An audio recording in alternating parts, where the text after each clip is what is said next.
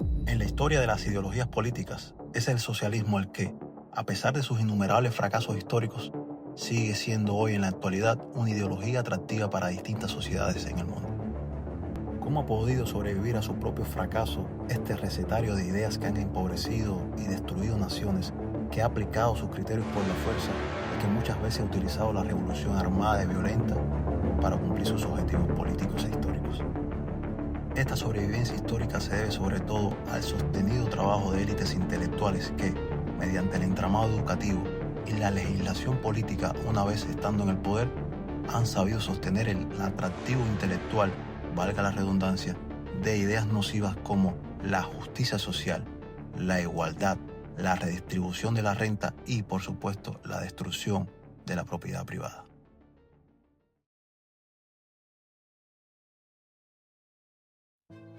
Muchos encuentran el origen de las ideas socialistas en la controversia que sigue animando la cultura política y filosófica occidental,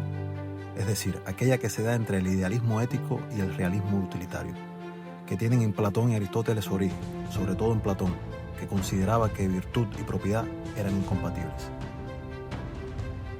Hay quienes señalan también a sectas cristianas primitivas y su relación conflictiva y crítica con la riqueza como el reservorio de ciertas ideas socialistas, pero esta opinión historiográfica puede ser en extremo conflictiva precisamente por su simplificación.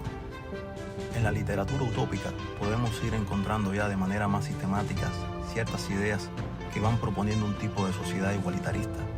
un tipo de sociedad modelada desde un poder que lo abarca todo. Obras como La ciudad del sol, escrita por el fraile dominico italiano Tommaso da Campanella en el siglo XVII, es ejemplo de esto, libro que a su vez le sirvió de modelo a Lenin en su momento. Y llega la Ilustración con el siglo XVIII, depositando en la razón y la ciencia las piedras angulares sobre las que se va a entender el mundo a partir de ahora. En la obra de filósofos como Jean-Jacques Rousseau y su obra El contrato social,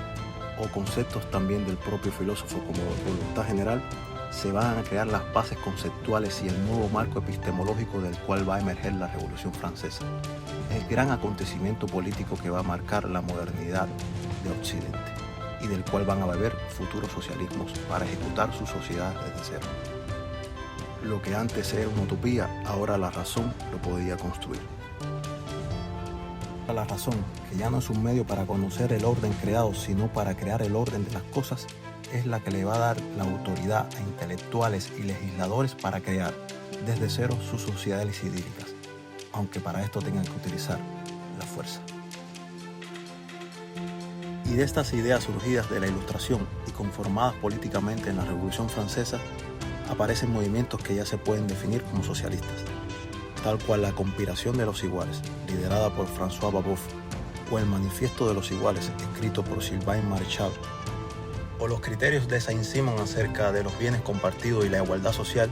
es la base doctrinal que va a sustentar ejemplos famosos y fracasados como aquella comuna socialista llamada New Harmony, que llevada a cabo por el millonario inglés Robert Owen, fracasó estrepitosamente en 1825. Esta experiencia la recogen críticamente Marx y Engels para sistematizarla como una filosofía de pretensiones científicas, y para esto utilizan el método dialéctico de Hegel, la teoría de las clases sociales de los viejos liberales franceses y, por supuesto, la teoría del valor trabajo de David Ricardo. Esta es, grosso modo, la base de su socialismo científico, que va a constituirse doctrinalmente con el Manifiesto Comunista escrito en 1848. Sobre esta base histórica y conceptual emergen en el siglo XIX y en el siglo XX distintos socialismos: socialismo revisionista, socialismo fabiano, socialdemocracia, socialismo anarquista, marxismo-leninismo, en fin, toda una serie de socialismos que, aun con ciertas contradicciones entre sí, se alinean en criterios que tienen que ver con la planificación central y la igualdad,